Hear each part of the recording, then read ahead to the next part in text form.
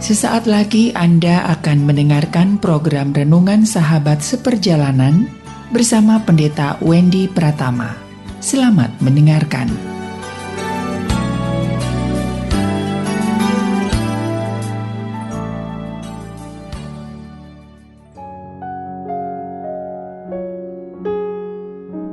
Selamat berjumpa kembali di dalam layanan audio Sahabat Seperjalanan. Hari ini adalah hari Selasa 14 Juni 2022. Tema renungan saat teduh kita dengan judul Ketika Tuhan Disidang. Ketika Tuhan disidang, firman Tuhan terambil dalam Markus 8 ayat 11. Lalu muncullah orang-orang Farisi dan bersoal jawab dengan Yesus untuk mencobai dia. Mereka meminta daripadanya suatu tanda dari sorga. Mari kita berdoa. Bapa yang di dalam surga, kami meminta ampun, memohon pengampunan dari Tuhan, karena seringkali sikap-sikap kami secara tidak sadar seperti orang-orang Farisi dan ahli Taurat. Jauhkan daripada dosa, seringkali kami menyidang Tuhan dengan sikap hidup kami. Dalam nama Tuhan Yesus kami berdoa, amin.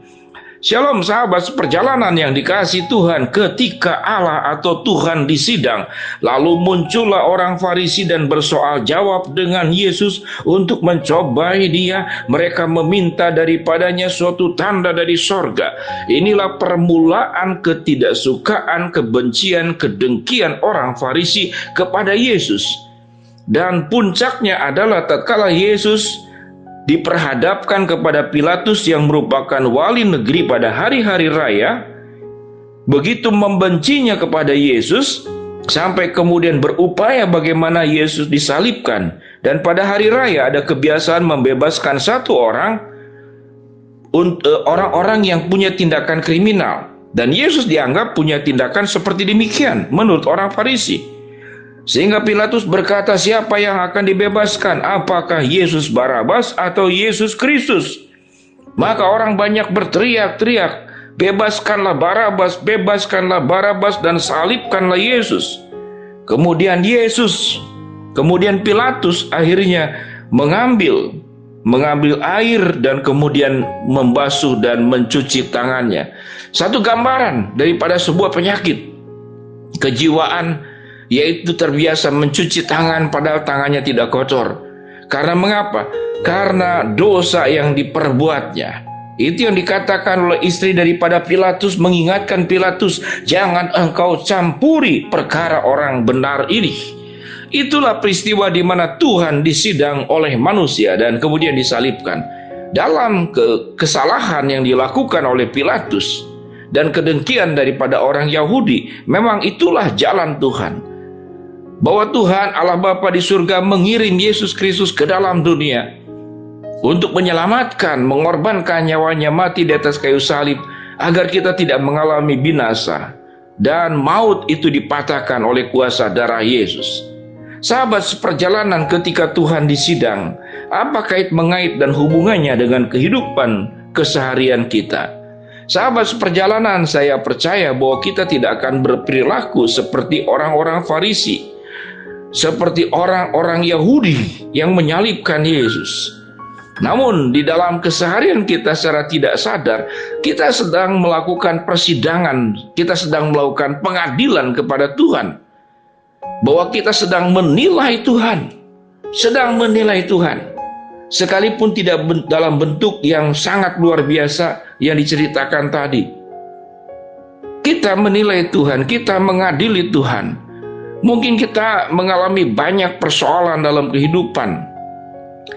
Banyak persoalan dalam kehidupan yang kita mintakan kepada Tuhan, namun Tuhan seakan-akan diam. Dan Tuhan seakan-akan tidak bertanggung jawab menunaikan tugasnya, melaksanakan kewajibannya di dalam memelihara dan menjaga kita. Karena Tuhan tidak melaksanakan tugasnya dan kewajibannya di dalam menjaga dan menolong kita, maka kita akan panggil Tuhan. Dan Tuhan kita akan dudukkan di sebuah kursi dan kita akan sidang. Dalam sebuah pengadilan, kita sedang melakukan pengadilan kepada Tuhan. Dan kita tanya kepada Tuhan, Tuhan, mengapa ketika aku butuh, Engkau tidak ada? Kenapa ketika aku meminta, Engkau tidak menjawab dan memberikan? Berikan alasannya. Bukankah Engkau adalah Allah yang maha kasih, Allah yang maha pemurah, Allah yang selalu mencukupkan tepat pada waktunya. Bukankah begitu banyak ayat Alkitab yang menjanjikan seperti demikian? Mohon untuk dijawab. Itulah tindakan manusia, bagaimana manusia itu sedang mengadili dan melakukan sidang kepada Tuhan. Itu contoh. Ada juga yang kemudian ada seorang yang berjuang terus agar sakitnya bisa disembuhkan dengan berbagai macam cara. Dia doa puasa, dia mendatangi berbagai macam kebaktian, dia datangi berbagai macam pendeta, dan pendeta mengatakan di dalam iman percaya tidak ada yang mustahil. Waktu engkau dengan penuh iman, maka Tuhan akan menjawab doa-doamu. Kalau dalam imanmu engkau bisa memindahkan gunung dari tempat ini dan ke tempat sana, maka apa yang engkau mintakan akan dipenuhi. Setelah engkau berdoa sekian lama, yang terjadi kemudian anggota keluarga tersebut adalah meninggal. Lalu kita datangkan Tuhan, kita paksa Tuhan duduk di dalam sebuah pengadilan di mana terdakwanya adalah Tuhan dan hakimnya adalah kita sendiri. Dan kita berkata, ya Tuhan, Engkau yang berkata Engkau maha luar biasa, tidak ada yang mustahil, yang buta bisa melihat, yang bisu bisa bicara, yang lumpuh bisa berjalan, bahkan yang mati bisa dibangkitkan. Di mana keadilan yang Engkau nyatakan? Di mana ucapanmu yang konsisten bahwa Engkau menolong? Maka kita sedang menyidang Tuhan. Itulah kenapa temanya adalah ketika Tuhan disidang, ketika Tuhan dibawa kepada pengadilan manusia. Sahabat seperjalanan yang dikasihi Tuhan, dalam kehidupan iman percaya kita secara tidak sadar, kita sedang mengatur Tuhan sesuai dengan aturan kita. Sedangkan dalam iman percaya yang sesungguhnya, kita tunduk sepenuhnya kepada aturan Tuhan, kepada hukum Tuhan, kepada kehendak Tuhan. Maka kebiasaan-kebiasaan membawa Tuhan untuk kita adili dengan cara-caranya kita. Sesungguhnya kita sedang melakukan perkara-perkara yang sama seperti orang-orang Farisi yang bersoal jawab dengan Yesus untuk mencobai dia. Mereka meminta daripadanya suatu tanda dari sorga.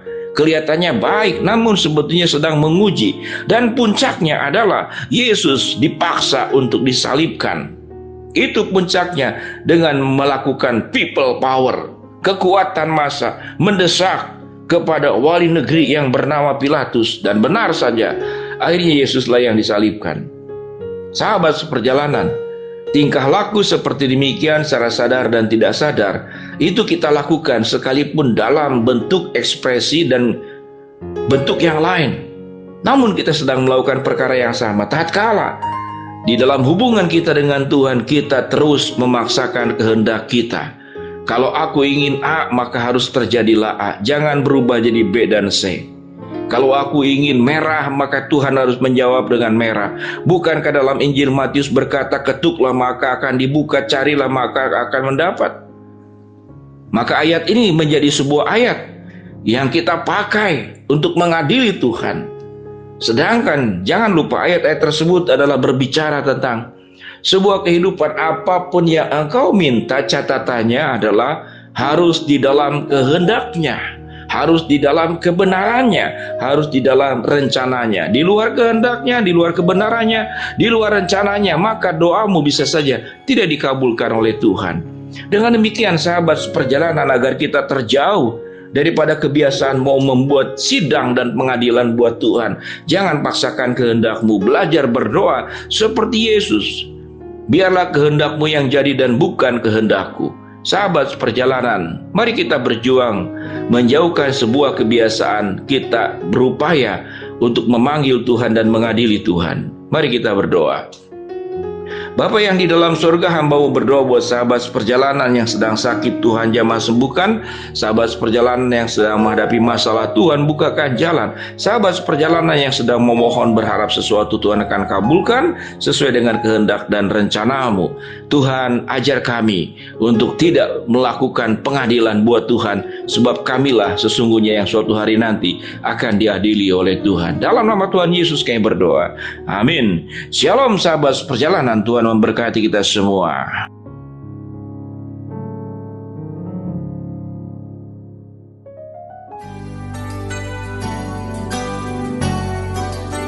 Anda baru saja mendengarkan program Renungan Sahabat Seperjalanan bersama Pendeta Wendy Pratama. Terima kasih atas perhatian Anda. Tuhan Yesus memberkati.